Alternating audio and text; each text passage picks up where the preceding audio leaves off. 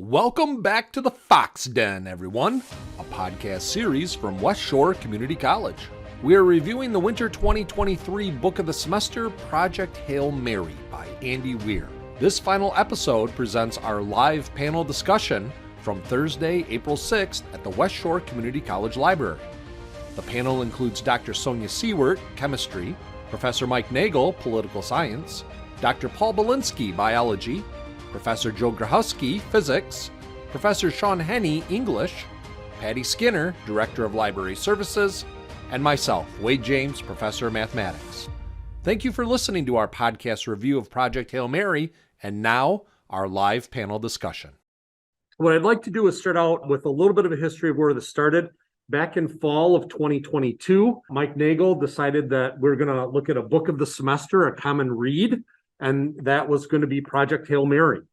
And my brain about exploded. I thought, wow, this is great. I love it. I'd already read the book. I've read The Martian as well. Really enjoyed the movie. Really like how Andy Weir writes.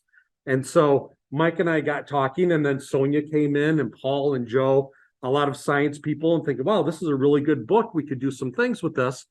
And so we met as a teaching circle, the five of us together.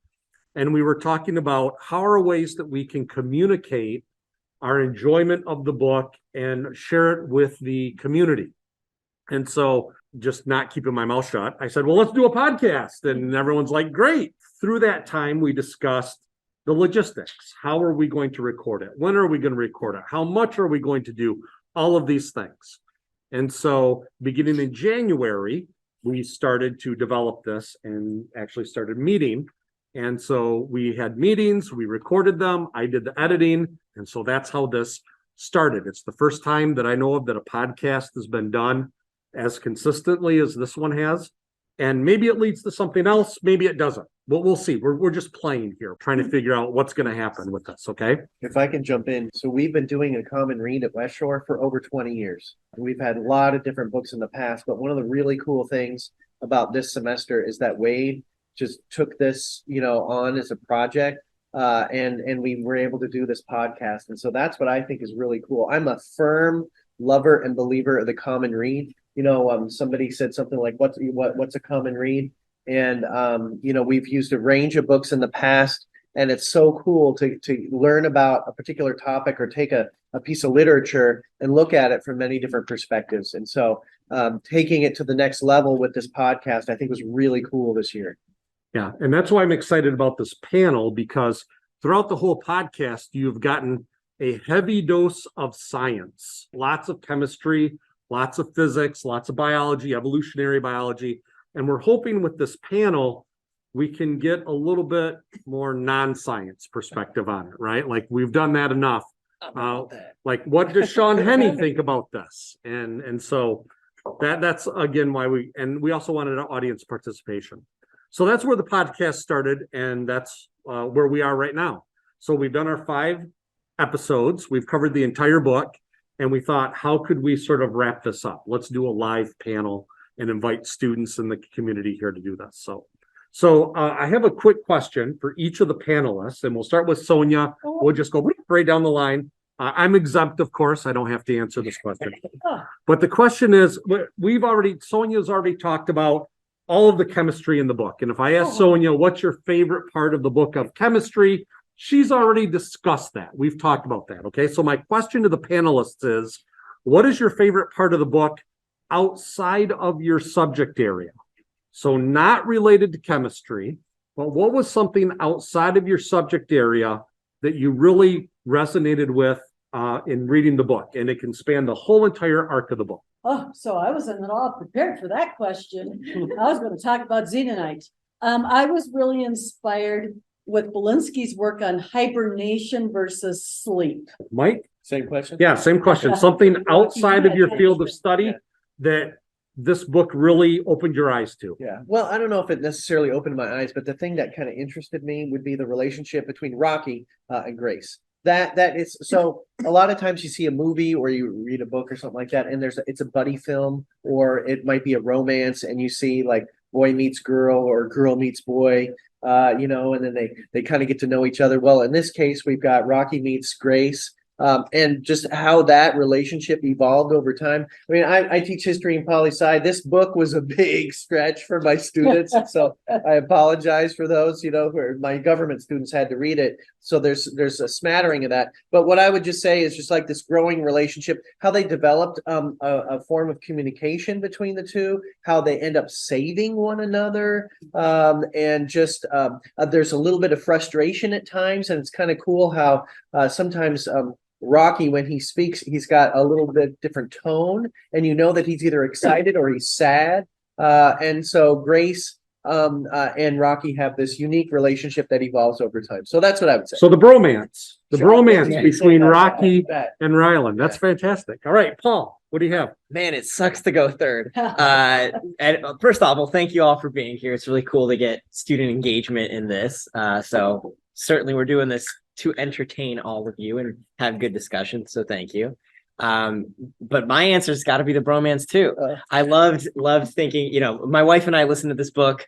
We oftentimes just talked about how great it was that they developed a communication pattern between one another, how they solved problems together, how they specialized on different things, how Ryland played to his strengths, how Rocky played to his strengths as an engineer. It was just really cool for them to develop essentially like that amazing bromance. I certainly nerded out on the idea that you had two people who spoke foreign languages, in this case, literally used different organs with which to talk, and how they paralleled two individuals who spoke two foreign languages, right? Like if you're on a spaceship and someone on the ship doesn't speak any English, how do you communicate with one another? And so paralleling that to now you don't even have a voice box. And I thought it was really cool by the end of it, how Ryland didn't even notice that Rocky wasn't speaking in English to him. Everything just switched to that new language that they could speak to one another. So it's, even though they're extraterrestrials, pretty much the same thing. Just, that idea of human on human friendships are not so different from human and extraterrestrial friendships. Very cool. All right, Joe, something outside of physics. The communication I thought was really interesting. I had some skepticism about the way that the communication was described, but just like how it worked, like really, again, I'm bringing it right back into physics, because we like speak the same way that Rocky does. Like we have a mixture of frequencies, we just do it slightly differently, and speaking in single frequencies doesn't actually make a ton of sense. But I still thought it was really interesting how they pieced together a language from just like basic sounds, and they learned how to speak one another's frequency notes, right? And Andy Weir's wheelhouse to like document how they coordinated that with an Excel spreadsheet, like, right up the alley. And Andy Weir for sure. I also thought the political dynamics were really interesting, even though they maybe were one of the least plausible parts of the book, that like all governments are working together towards solving this problem that is an existential threat to the planet. That you would like to think that that would be an easy thing to believe, but it turns out that it probably, and I guess you don't really hear anything about like the population, like what the population of the world is doing during all this time, whether they're arguing about whether resources should be used or not. But at least Strat whips everyone in line, and that was kind of interesting to see, like one person just pretty much like be in charge of this global project. Again, I don't know exactly how believable it is, but it is fun to think about. Good answer. Excellent. All right, Sean Henney, this is the one I've been waiting for. I want to hear Sean Henney's take on this. I mean, the hero's journey, character arcs, themes, symbolism. Hit me. What do you got? So this was good for me because I've done every one of these common reads that we've done for 20 years, right? And so it's important to me. And we've done this kind of thing that we're doing right now for every one of these common reads. The podcast, though, was an innovation rate, and I appreciate that innovation. I'm grateful for that. So I've got kind of a long view, and what ends up happening here is a lesson in humility for Sean Henney, because I didn't think this book was going to work. I was very skeptical that this was going to be a positive common read, but I did it for my buddy Mike. If Mike thinks this book's going to work, then I'll try it. And the reason why I didn't think it was going to work was because the development of the plot it seemed too simplistic to me. It didn't seem like it would have enough complexity to really engage students. And I was glad to be perfectly wrong. The students that in my class that engaged with the text enjoyed it and thought that the philosophical dilemmas were real enough to be able to write meaningful papers about it. And so they did a bang up job. And it turns out Sean doesn't know anything about literature, which is kind of cool. I find out 21 years after engaging. But so I'm going to keep her weight a little bit and give you some literature content on this. So what ends up happening is that the author screwed up with The Martian. He did a thing that you're not supposed to do in development of literature, which is to make the main character a rock star. So the whole the way that most books work well is because the main character you identify with is a common person, and then watching the common person develop into somebody who's heroic is an important part of the art.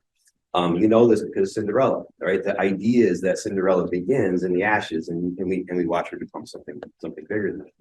And so The Martian didn't follow that particular trajectory, and so we tried to rectify that with this one. The hero's journey that Wade's talking about, this is a Joseph Campbell notion that what happens is somebody who is a common ordinary person is called to do something heroic to, well, save the world. And that mission, you see that done classically in something like Star Wars. You know, Luke Skywalker is this whiny little unappreciated kid, right? But, you know, Obi-Wan Kenobi convinces him that he's actually accomplished something meaningful, like Gandalf convinces Frodo. Like, that's the kind of thing, right?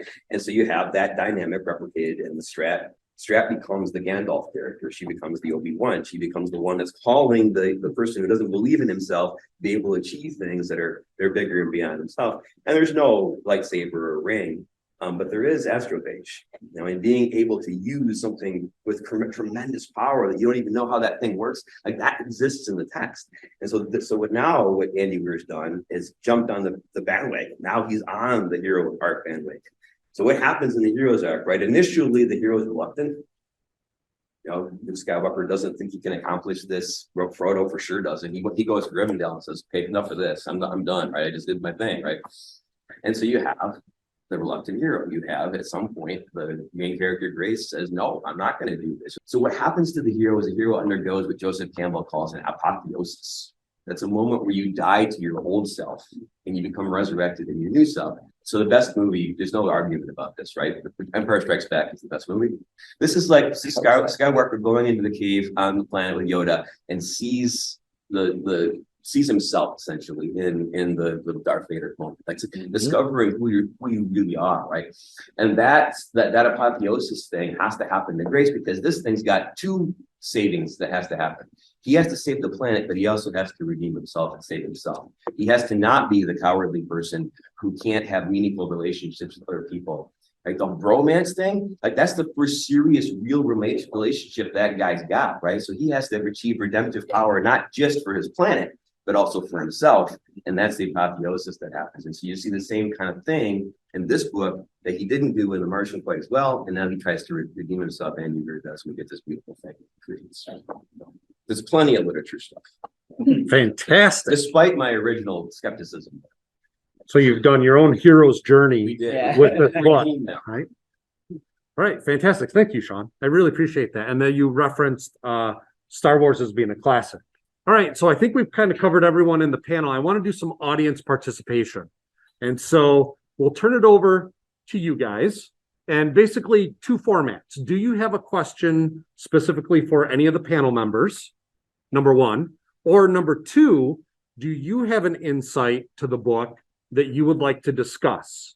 Like present and say, what do you think about this? And kind of leave it out. So it could be a specific question. Like if you want to ask somebody a question about the politics of the book, you know, you could ask Mike Nagel a specific question. Or if you just want to make a general comment and say, you know, I think that astrophage symbolizes this. What do you guys think about that? So we want to kind of turn it over to the audience for the last half of this panel and entertain your questions, your thoughts, your discussions.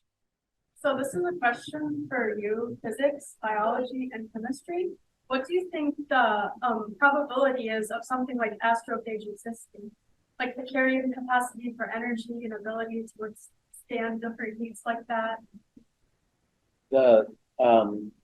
The energy cycle involved is not particularly realistic because it's based around neutrinos and equals MC squared, mass energy, and because okay, so none of my students, I mean, you can't tell me what's the C in the C squared in E equals MC squared?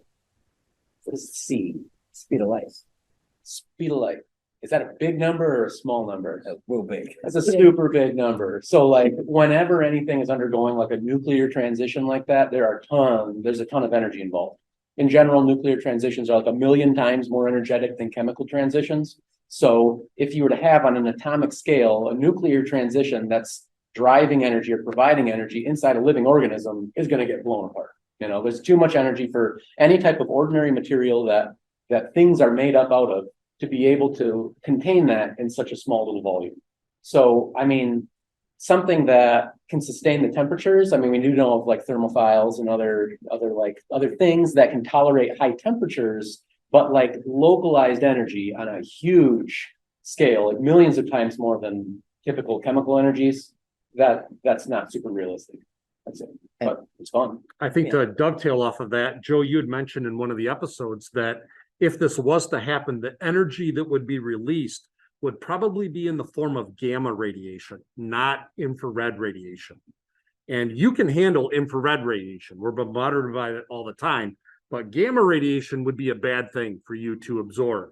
And so we mentioned how that might be a plot point, that if this was actually to happen, that release of gamma radiation would kind of not be good for the main characters. And so let's make it infrared, some mysterious thing, and go from there. But your point that it should be gamma radiation being emitted is a testament to how much energy there is in that nuclear reactor. Dangerous for you. Like there's different types of radioactive radiation, and gamma rays are a pretty dangerous one, because if you have a cell or you have like a genetic material in a cell and a gamma ray goes through it, just blasts it apart. And hopefully it obliterates it so it doesn't reproduce, but sometimes it'll just kind of glance it and then it reproduces in a messed up way, and that's cancer, because the chemical bonds just don't stand up to that kind of energy.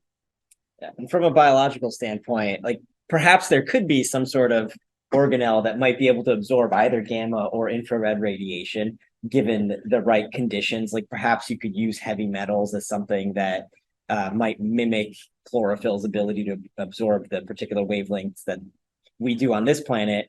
But the stability aspect in space is just hogwash. I don't know how to be able to transition into so many different environments, from space to planets to stars, that all just sounds like a magical mythical beast. So that aspect of Astrophage was mythology about this book. It is sci-fi mythology. Perhaps there could be something that would be able to survive space by existing as a cyst or something, or like the tardigrades or water bears do. They can kind of put up with everything, but it's not going to be able to move as fast as it does. So it just there's too many points attributed to too many different skills, and is just way too good at everything.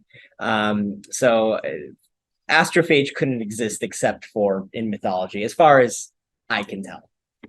Sonia, anything to add? I agree with the big time with both of those, especially the gamma radiation. I mean, cancer, genetic mutations, or death. Those are the three options. But and hulking out too. Oh yeah, right? You become a Hulk. Can a panelist ask a panelist? Sure. I want to ask Mike Nagel something. So when in history have governments collaborated the best for something? What evidence do we have that Strat as a person could potentially exist? Or are we literally just doomed to infighting if something like this happens? Well, no, I would say World War II and the alliance between the Americans, the British, and the French and the Soviet Union, because there was tremendous mistrust of the Soviet Union and the West. I mean, the Soviet Union had actually signed a non-aggression pact with Germany in 1939, and then 2 years later, they become part of the Allied powers. So that's, there's tremendous mistrust. So that's the best example that I could give. I'm trying to think of other, kind of crazy alliances in the past or things, That's still to fight ourselves though, right? Like we made an alliance, we collaborate the best against each other. If you have a common enemy.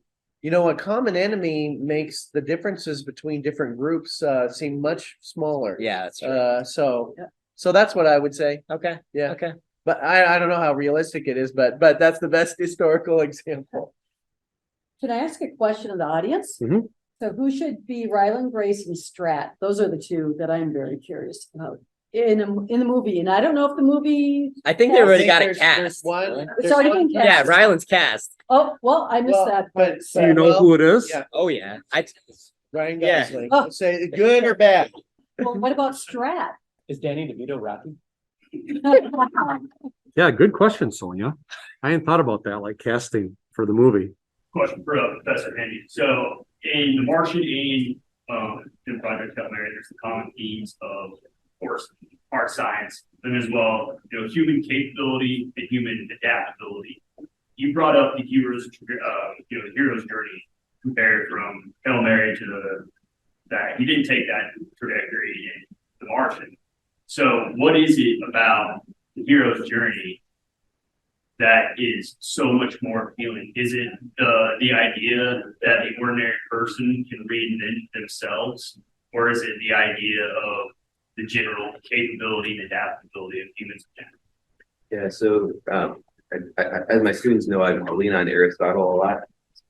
And so Aristotle explained this to us, and I think nobody's explained it better since.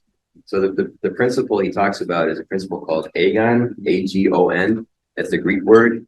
And what happens is when ordinary people experience art, particularly in his case, it was drama, it was theater, because the main art form in Greek times was theater.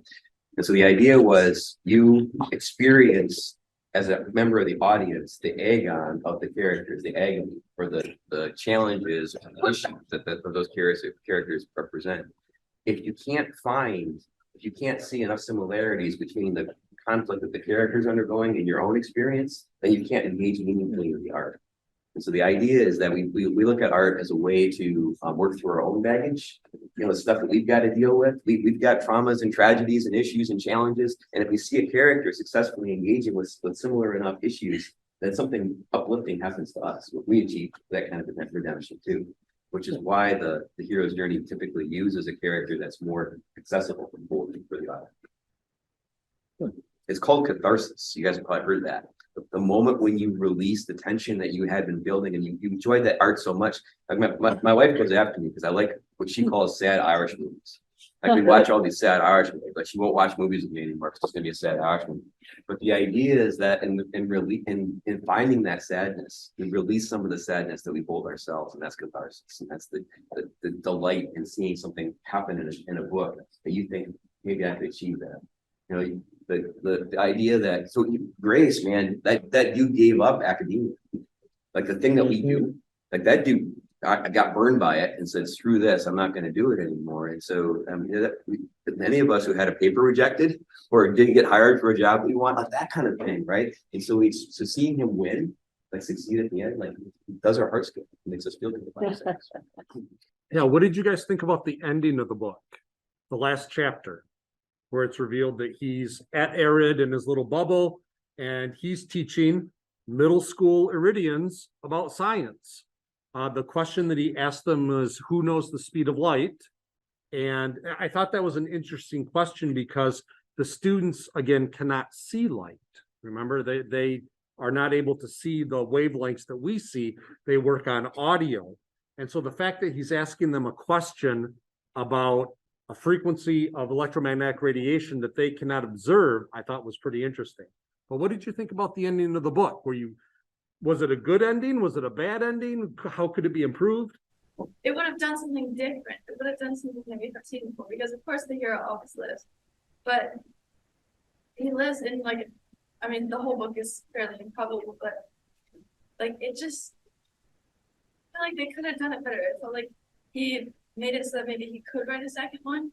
I don't see how on earth he could write a second one or what the heck he would for the second one, but I feel like he left it open because he didn't want to close it, and I wanted to just close it. I didn't. Really? I Okay. think you're kind of right, probably. I would imagine. What do you think from a literature point of view? About leaving the ending open, Letting him live. whether that felt as fulfilling as it might have otherwise. I think having left the ending open as he did would wasn't as fulfilling to me. I agree with Matt in that particular regard. There's too much space at the end that doesn't have that kind of resolution. I felt similar to, so I'm a very amateur musician, and when I was in college, all my roommates were music people. I went to a place where there was a conservatory of music. So I'd be playing my guitar in our suite. I'd be sitting out in the common room. I'd be screwing around with my guitar and I'd put it down. And if I hadn't finished the chord progression, one of my roommates would come charging in, grab the guitar, play the end of the chord progression, hand it back to me, go back into the room. You couldn't stand it there. There wasn't that kind of filling resolution. And the ending of Hail Mary has that kind of sheep not quite resolved deal to it. I feel like he gave it the movie ending instead of the book ending. And that happened in a couple places, right? Not just in Ryland's resolution, but in the resolution of Earth. We know the sun turned back on, but is the Earth smoldering and on fire, right? Yeah. Or is everybody singing Kumbaya around the campfire because it all worked out? We also don't get a resolution about Strat and Ryland's sort of closure with Strat, how she kind of did him wrong, but he doesn't have any way to like confront her about that, to say, you know, hey, look at me, I'm still alive, or something like that, right? So there were a number of plot points that still remained unresolved with this ending. And I found that frustrating as well. Like, I wanted to know what happened to Earth and what happened to Strat, and you know, it was just kind of left open. What were the ramifications of nuking the Arctic Circle? Like, are we still doing that? Like, was that still being done? And then what are the long-term effects of that? And one thing that we noticed many times in this book is unintended consequences. And so we go ahead and nuke the Arctic Circle to release the methane and do all this. What are the unintended consequences of that action and attempt to save the Earth? You know, the sun turns back on, and now we've got a new problem because the solution, and you notice this duality a lot in the book, right? Astrophage at first is bad because it's eating the sun, but then it's good because it protects the occupants of the ship from the radiation. It's also a source of propellant, right, to propel the ship. So it's bad and it's good. The Taumiba eats astrophage. Fantastic, that's great. Oh yeah, and it also eats astrophage in the fuel tank. So now it's bad, right? You have this duality of things that are presented, I want to say one light, right? Either evil or good, but then not very long, and now it becomes the opposite of what you thought. It now becomes a problem or a solution. Was also part of that. Yep, how so? Talmiba, it hid inside the xenonite, but yet the xenonite protected. Yeah, so xenonite originally was this magical thing that was a great, you know, oh, you can fix this with xenonite, but then you discover, whoops, Talmiba can actually tunnel through it. And so, yeah, very interesting, the duality that happened in many points of the book. How close are we to a me burger?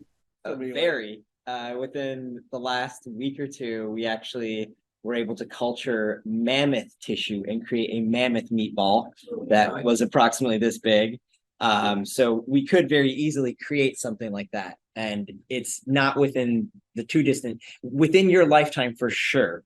You'll have the option to buy lab grown meat, created without, you know, any animal suffering, in a way that results in a much more ecologically sustainable production of animal proteins. You can already buy lab grown meats within the UK. So they have some on shelf products. As with anything, it just starts out fairly expensive and then eventually figures out how to get cheaper. I think I've talked about this in a number of my classes.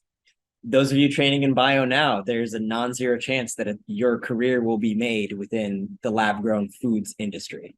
My old grad school roommate is currently working on creating dairy without cows. So it certainly hits home to me, and I don't know if I'd be down to eat meat.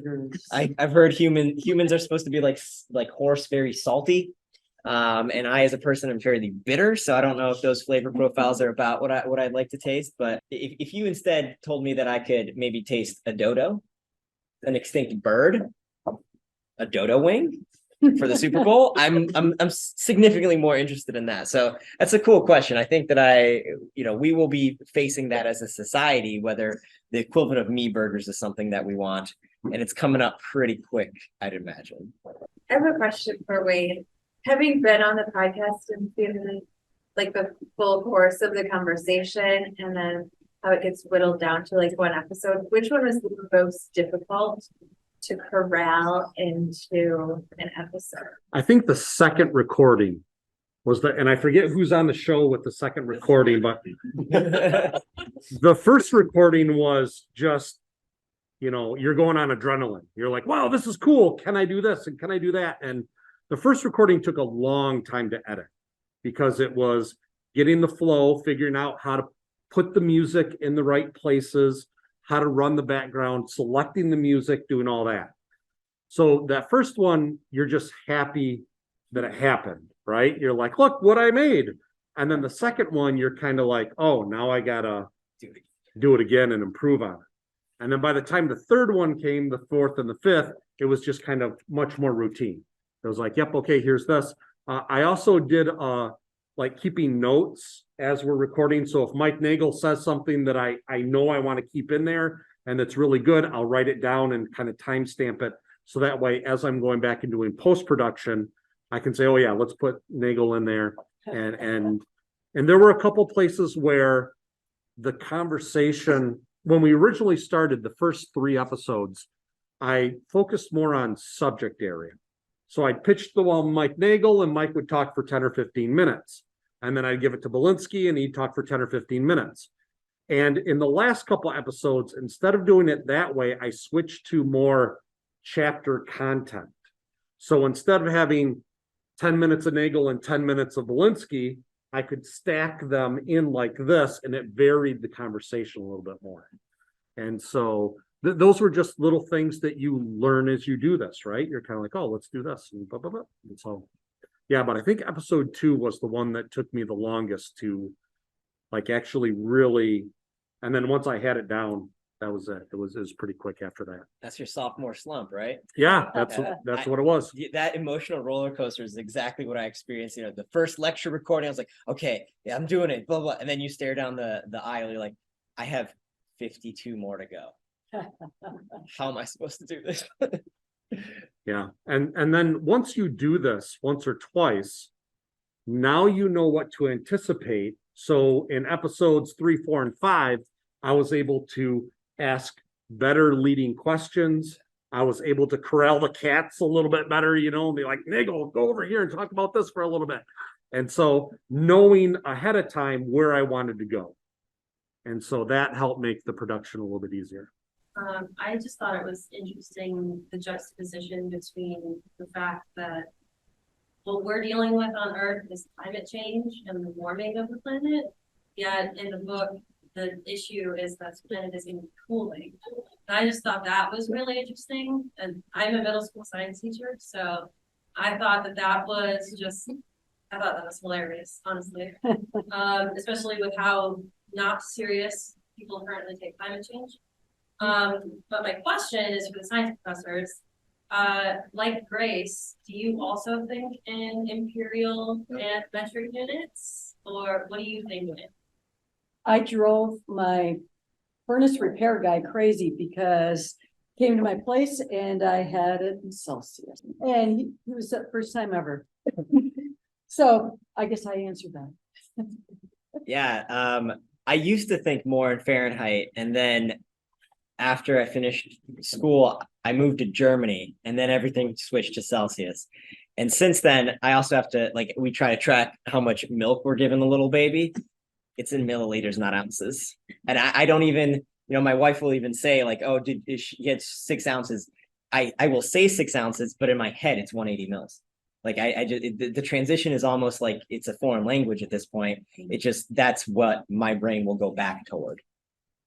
Yeah, I think it's a lot based on context. I think in most cases, for most people, especially outside of school, I think I more often think in terms of US customary units. Like if I'm estimating a length, trying to imagine how tall a tree is. I'm thinking, how many of me is it? And I'm 6 feet, so I'm multiplying 6 feet, like I just think that's a little more natural. But there are a lot of contexts where milliliters are more natural, or sometimes if I'm like just in the lab over in the building there, for some reason it puts me in a certain frame of mind where so many meters wide the room, so it's weird. It kind of depends on like the way the gear that your brain is in seems to be influenced by your surroundings and the context of the problem.